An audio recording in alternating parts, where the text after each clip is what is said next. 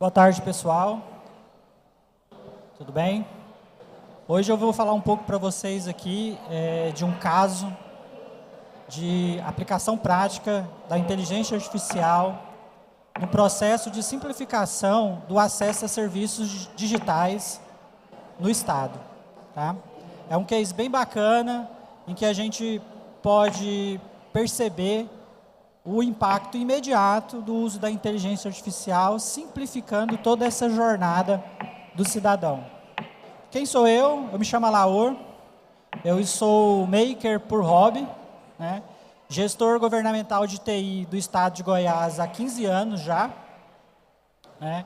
Então estou nesse meio aí do governo já há bastante tempo, a gente acaba aprendendo algumas coisas.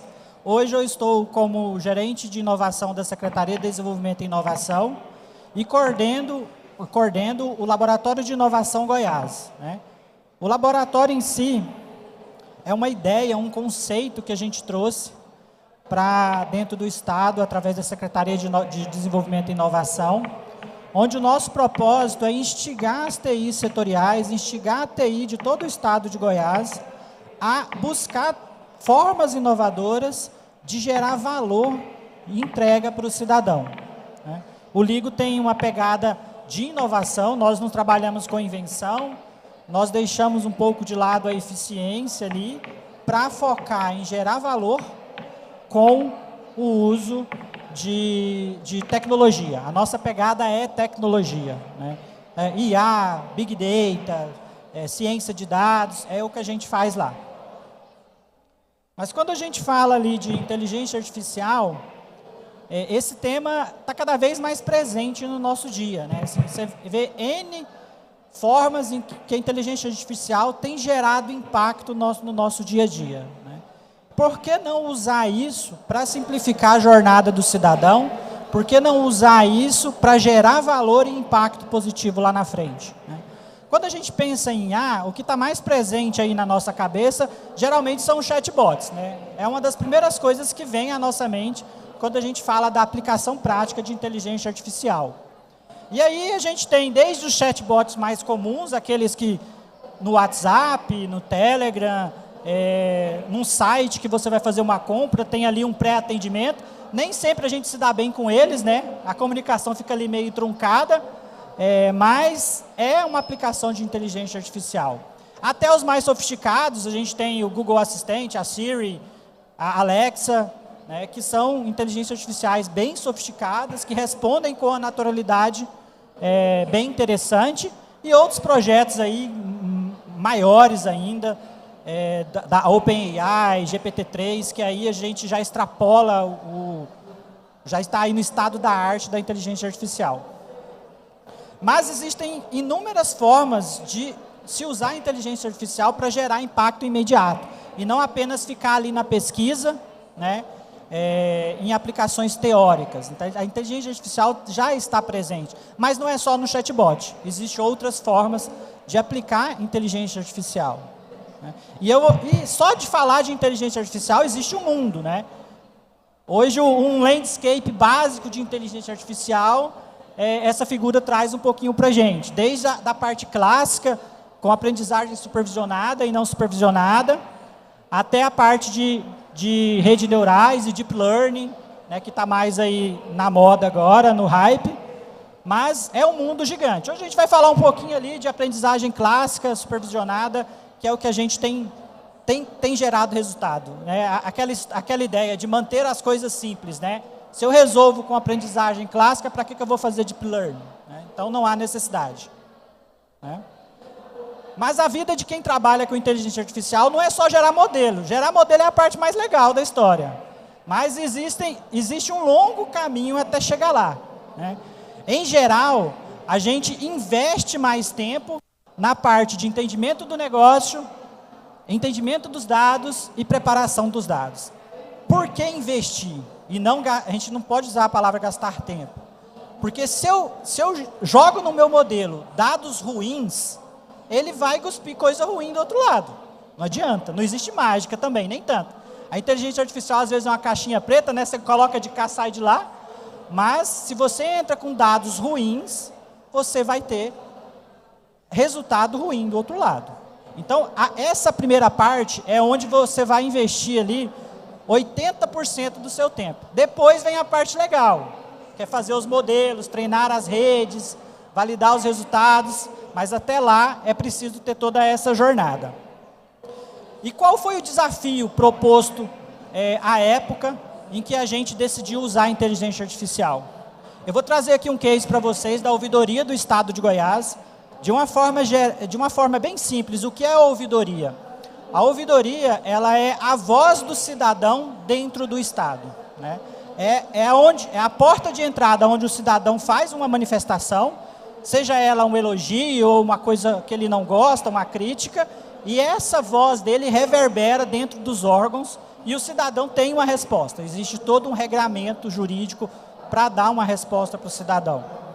Só que para o cidadão fazer esse registro dessa manifestação, ele tinha que percorrer praticamente uma maratona de obstáculos, né? Ele tinha que saber, primeiro, qual é o tipo da manifestação dele, e aí já são 6, 7 tipos. Ele tinha que saber para qual órgão ele vai direcionar aquela manifestação dele, já mais um obstáculo. E aí a gente tem 40 órgãos, mais de 40 órgãos. Ele tinha que classificar o assunto da sua manifestação, aí já passa de 200. Então percebam que essa jornada era árdua para o cidadão. Então a pessoa tinha que estar com muita vontade de fazer aquele registro para poder chegar na linha de chegada ali, né? O que é um problema. Normalmente as pessoas que estão chateadas têm mais força de vontade. Então acaba que você enviesa ali para quem quer reclamar do que para quem quer elogiar. Porque o Estado também faz coisa muito boa, né? Mas a jornada acaba prejudicando isso. Então, o desafio proposto foi justamente esse. Como simplificar essa jornada?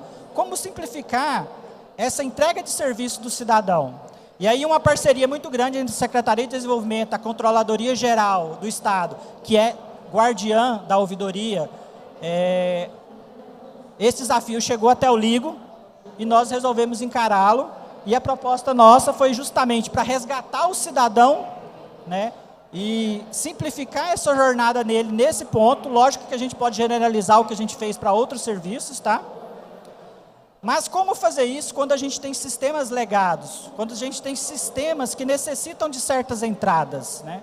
Aí você pode falar, não, pega esse sistema e redesenvolve ele em outra tecnologia moderna, simplifica o fluxo. Mas nem sempre dá para fazer isso, porque o processo exige que certas informações mínimas existam para que a manifestação corra dentro do Estado. E justamente esse conjunto mínimo de informações era complicado para o cidadão fornecer. Então você tinha aqui um fluxo simplificado, onde o cidadão, o que ele queria? Fazer sua manifestação. O que ele tinha que fornecer? Tipologia, o órgão, o assunto, para no fim ele conseguir registrar, né? Todas essas informações são necessárias, não tem como eu simplificar mais o processo, né? E o que a gente propôs? Colocar uma inteligência artificial, um modelo, ou modelos, no caso aqui de IA, no meio do processo, onde o cidadão não mais teria que informar aquelas outras variáveis. Ele se concentraria naquilo que ele veio fazer, que é botar seu texto, né? Fazer sua manifestação. E a IA se encarregaria de descobrir todas essas informações e repassá-las ao sistema de back-office, que vai fazer o registro da manifestação, né? No final, toda aquela jornada do cidadão foi simplificada em 3 botões. Hoje, se você entrar nos sites do Estado, são 3 botões. Um botão para busca de informação, lá e lei de acesso à informação. Um botão para quando o cidadão quer falar alguma coisa positiva para o Estado, um like, universalmente ali nas redes, né? E um botão de dislike, onde ele quer falar uma coisa ruim, fazer uma denúncia. Ele escolhe entre esses 3 botões e a IA preenche as outras variáveis para o cidadão, né? A gente usou processamento de linguagem natural, né, que nada mais é do que técnicas, estratégias, algoritmos e modelos para que o computador entenda um texto em linguagem natural do ser humano e possa dali extrair contexto, intenção e entender do que se trata para que ele possa gerar algum resultado. Então a gente fez uso extensivo de PLN, Separamos o problema em 3 fases, né? A primeira fase, da tipologia, como extrair do texto do cidadão a intenção tipológica dele. Segundo problema, como extrair do texto do cidadão para qual órgão aquela manifestação deve ser direcionada. E o terceiro problema, que ainda está em desenvolvimento, que é como inferir o assunto a partir do texto da manifestação. Né? Foram usadas aí um dataset de mais de 65 mil manifestações reais, né, lógico, anonimizadas, para treinamento e desenvolvimento desses modelos, intensas reuniões com o negócio, para entender o dado, com os ouvidores, para entender o dado. Conseguimos mais de 95% de precisão na classificação da intenção e da tipologia, já eu explico intenção e tipologia, e mais de 90% de precisão na classificação do órgão, para qual aquela manifestação deve ser direcionada. Lógico que a gente não tem todos os órgãos, mas eu já explico. Grande problema, primeiro passo, tipologia. Para quem trabalha aqui com IA, olha que dataset legal. Eu tenho a solicitação que tem um monte de exemplares, e eu tenho sugestão que tem um pouquinho. Né? Esse dataset desbalanceado é um grande problema para a IA. Né? Ela acaba enviesando, se a gente for pensar em, vamos supor que a IA decida chutar. Para qual ela chutaria? Ela chutaria sugestão, ela tem mais chance de acertar. Né? Então, esse foi o primeiro problema que a gente teve. Resolvemos isso fazendo agrupamentos. Então, nesse caso, da tipologia, foram desenvolvidos 5 modelos à época. Né? Hoje nós estamos trabalhando com a versão mais simplificada, que entrega uma performance semelhante. Né? A primeira camada são 3 modelos de classificação binária, que classificam, à exceção da LAI, classificam a intenção do cidadão. O cidadão clicou no like, o dedinho para cima. A gente agrupou ali elogio e sugestão. Né? Mas eu preciso validar se ele clicou no dedinho para cima, mas o texto dele realmente é um elogio, uma sugestão, ou não. Ele clicou errado. Ou ele clicou uma intenção, mas na hora de escrever, escreveu outra coisa. Então, essa primeira camada valida a intenção do cidadão. No caso de lá, a classificação já sai final. No modelo 2, não, beleza, o cidadão quis fazer um elogio e sugestão. Aí a gente tem uma segunda camada que aí classifica de fato. Ó, isso aqui é um elogio, isso aqui é uma sugestão, ou isso aqui é uma reclamação, isso aqui é uma denúncia. Existem diferenças aí. Mas o cidadão não precisa se preocupar com isso. O modelo vai estar lá para ajudar ele nessa jornada. Tá? Eu trouxe aqui para vocês a métrica de precisão, mas existem inúmeras métricas, né, F1, recall, mas a precisão é legal. A precisão quer dizer o seguinte: de todas as vezes que o modelo disse que aquele texto era uma classe, qual percentual de acerto? Então, de todas as vezes que ele disse que aquele texto era elogio ou sugestão, ele estava certo em 99% das vezes. Né? Então, é uma métrica bacana para a gente analisar a performance desses modelos. Então, vejam que a gente conseguiu números muito bons de precisão. Né? No caso do órgão, o problema complicou um pouco mais. Percebam que a gente tem aqui, novamente, um grande desbalanceamento. Eu tenho poucos órgãos concentrando muitas manifestações. Logicamente, são aqueles órgãos que prestam mais serviços ao cidadão. E uma cauda longa aqui, gigante, de poucos exemplares para mim jogar na minha rede neural, ou no meu modelo, desculpa, para treinar. Isso é um problema. Aí a gente aplicou um Pareto simples. Beleza, não vamos tentar resolver o problema do mundo. Vamos pegar os 20% dos órgãos que representam 80% das manifestações. Se a gente resolver aqui, eu já estou resolvendo 80% do meu problema. Já é um ganho gigante. A gente não chegou a 80%, a gente está um pouco abaixo de 70%, mas pretendemos chegar a 80%, mais de 90% em breve. Né? E aí, novamente, caímos no problema do desbalanceamento de dados. Tá? Aqui, pessoal, eu descaracterizei o órgão, mas isso aqui são dados reais. De fato, existe um órgão que tem essa quantidade e tal. Né? Então, eu tenho novamente dados desbalanceados, o que é um problema para treinar modelos. Isso pode enviesar a resposta e a gente ter resultados não muito bons, ou resultados que a gente acredita que é bom, mas quando você vai avaliar, não são tão bons assim na vida real. E normalmente a gente usou a estratégia de agrupamento. No caso aqui, nós colocamos o órgão 1 num grupo, criamos 2 grupos com alguns órgãos e aquela cauda longa virou o grupo outros. Então a gente desenvolveu partindo do pressuposto desse modelo. Depois, eu tenho a mesma hierarquia que eu tinha lá atrás, né? Então o primeiro modelo, ele classifica em 4 classes, que seria, opa, isso aqui deve ser para o órgão 1. Não, isso daqui é para o grupo 1, isso aqui é para o grupo 2 ou isso aqui é para outros. Ali, novamente, a métrica de precision, para a gente entender, né, de todas as vezes que o modelo classificou o órgão 1, ele acertou 92% das vezes, né, e assim por diante. No caso, se for classificado como grupo 1 ou grupo 2, a gente passa por uma segunda camada, né, de modelo, onde eu faço a classificação final. E aí, realmente, eu sei para qual órgão eu devo direcionar. Então, a gente tem aqui esse modelo que está em produção, ele consegue direcionar manifestações para 7 órgãos, tá, pessoal? Não é todos os 40, mas a gente está ali endereçando 70%, 75% das manifestações, o que é um grande ganho para o cidadão. O resto cai para a ouvidoria e aí os ouvidores classificam manualmente, né? Mas a gente quer chegar ao patamar de mais de 90% com a nova versão que a gente está preparando, e desenvolver IA é um aprendizado, tá, pessoal? A gente começou dessa forma, é a forma ideal? Tem sempre um ponto a melhorar. Então, hoje, o nosso time já consegue desenvolver modelos melhores. A gente está fazendo, inclusive, agora uma versão com modelo flat, que não precisa de multicamadas, e que a gente está conseguindo excelentes resultados para 10 órgãos, 9, 10 órgãos já, né, nessa classificação, já passando aí dos 80%, que era a nossa meta inicial. Certo?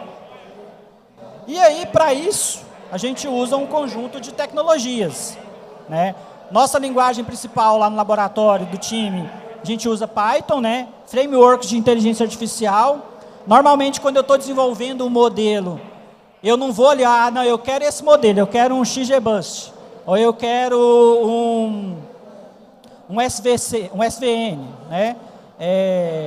Eu não vou direto no modelo, eu tenho que testar vários modelos, e aí eu vou explorando isso, qual dá certo, qual a combinação dá certo. Então, existe um longo caminho ali para mim desenvolver, até chegar naquele modelo que vai performar melhor para o meu conjunto de dados, para o meu problema. Tá? Isso depende muito. Nós testamos Deep Learning aqui, mas vocês viram lá atrás que são 65 mil manifestações. Isso para Deep Learning é nada, né? Deep Learning precisa de um conjunto monstruoso de dados. Então, 65 mil manifestações é nada. Então, acabou que a performance foi horrível, né? A gente chegou a testar, mas não valeu a pena. No final, nossos modelos são empacotados em uma API. Então, a gente entrega isso na forma de APIs e microserviços, onde o órgão manda o texto e a API retorna a predição e os percentuais para que o negócio possa tomar a decisão. Tá? E para onde vamos? Nosso primeiro desafio é melhorar a classificação do órgão, incluindo mais órgãos, né? Atingindo aquela nossa meta de 80% de classificação dos órgãos. Nós já estamos com a meta mais arrojada, nós já acreditamos que a gente vai conseguir mais de 90% dos órgãos. Os outros 10%, infelizmente, vão ficar ainda manual, até que a gente consiga uma estratégia de alcançar novos patamares. E passar para o problema da classificação dos assuntos, que aí sim é um problema com muitas classes, é mais complicado de se desenvolver, mas toda essa jornada agregou conhecimento ao time. Então, a gente vai topar esse desafio e está aí como os nossos próximos passos, atacar esse problema dos assuntos. E aí vai além, esse projeto é muito maior, a gente tem a intenção de trabalhar com rede social, ao invés do cidadão vir até a ouvidoria ir até onde o cidadão está falando, que é, no caso, as redes sociais. Então, a gente tem a intenção desse projeto de desenvolver modelos que consigam identificar manifestações dos cidadãos quando ele fala do Estado nas redes sociais. Ali, ó, ele vai lá no Twitter e coloca uma mensagem e cita alguma rede social, @Goiás, Estado de Goiás, que é uma rede social, que é um perfil do Estado. eu ter forma de capturar e identificar se aquilo é uma manifestação, qual o tipo dela, e ativamente propor para o cidadão, ó, você falou isso, você quer registrar isso oficialmente? Você quer que o Estado te dê um retorno disso que você comentou? Se ele concordar, eu já abro a manifestação para ele, né? É um passo que a gente quer dar.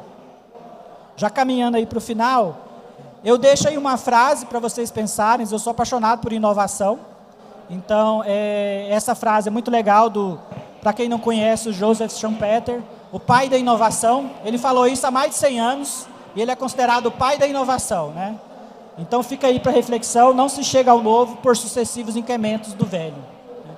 Ou seja, a gente tem que, às vezes, dar um 180 ali, virar, realmente propor algo novo, não se apegar ao que já está consolidado, né? E realmente pensar, usando aí o design thinking, pensar fora da caixa, às vezes, né? Isso faz parte da inovação. É isso, agradeço demais, o tempo é pequeno, não dá para a gente entrar muito em detalhe, mas fica à disposição. Quem tiver alguma dúvida pode me mandar um e-mail.